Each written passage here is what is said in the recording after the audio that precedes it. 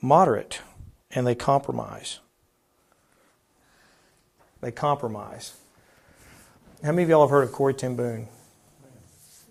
Right? You like her? You remember the story about her? I said this to one guy after he'd asked me a question. It was kind of funny, but he said to his daughter, she said, "Daddy, could you tell me what that means?" And he said, "Well, honey, that's too big for you right now." And she goes, "Well, what do you mean?" And he said, "Well, go over there and pick up that suitcase." She tried to pick it up. She said, "It was too heavy for you right now." And she tried to pick it up. She said, "I can't, Dad. It's too heavy." And he goes, "Well, just like what you're asking me, that suitcase is too heavy. Just like you're asking me, what you're asking me is too heavy for you to hold. So I have to wait till you get older." So I really thought Corrie ten Boom's dad was very wise, but he also said this.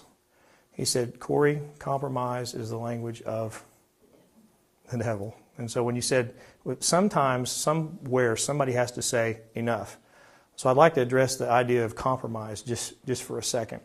What happens at the legislature, and I wish I had a graph up here, but what we have, let's say this is all the way to the right, right? Okay? You all notice the stars on the right, right? Okay. It's on the right. And here we got the moderate, I guess, and we got the liberal over here, okay? Well, what they do at the Capitol, especially at the state legislature, is they come in and they say, "You know that this year, Jim, we're short on revenues. So we're going to have to raise taxes because we can't balance the budget." Okay? This is the state level because we have a constitutional requirement to balance the budget.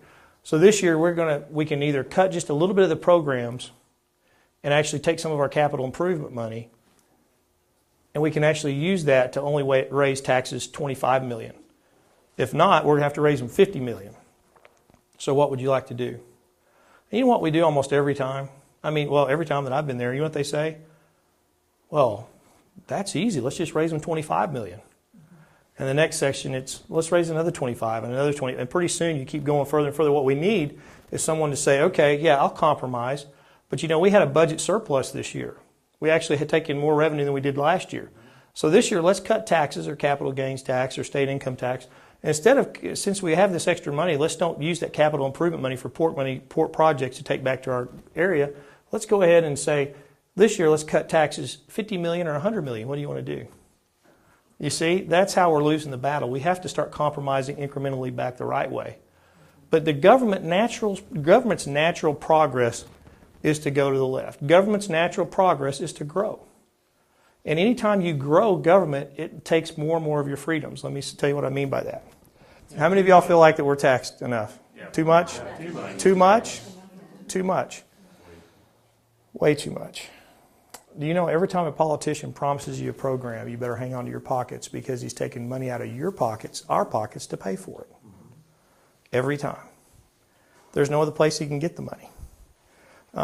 There was a tax that came at the state level not too long ago. They had gas research and exploration down in Searcy area. Do y'all know about that? I'll be working down there building a pipeline in March. Well, what they did is they came in and they said, since it was a booming industry, the government said, "Hey, we've got ways to make money here."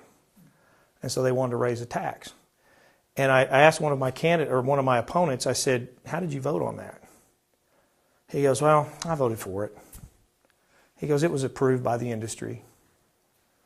And Bobby, my wife, she was sitting there and she said, I just put my head down. And I walked out and I told her, I said, either the guy is negligent of his duties or he's lying.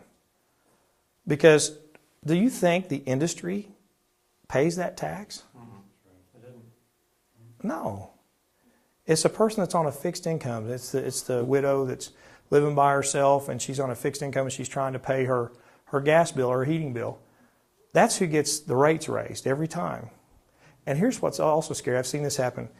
Certain industries, what they'll do, and I'm not saying all of them, but what they do is they raise their profit margins during that time, and they send you a little letter in the mail and say, due to act such and such of the General Assembly or legislative session, we're actually going to be raising your rates. And so then they have cover. And it gives them a little cushion if there's economic downturn. Does that make sense? And they get mad at the gas company. Right, then they get mad. Exactly, instead of the politicians. It gives them cover. Sometimes they get mad at the politicians, but then they get mad at the gas companies and say, well, why is this? But do y'all follow that? Does that make sense? What happens at the Capitol all the time?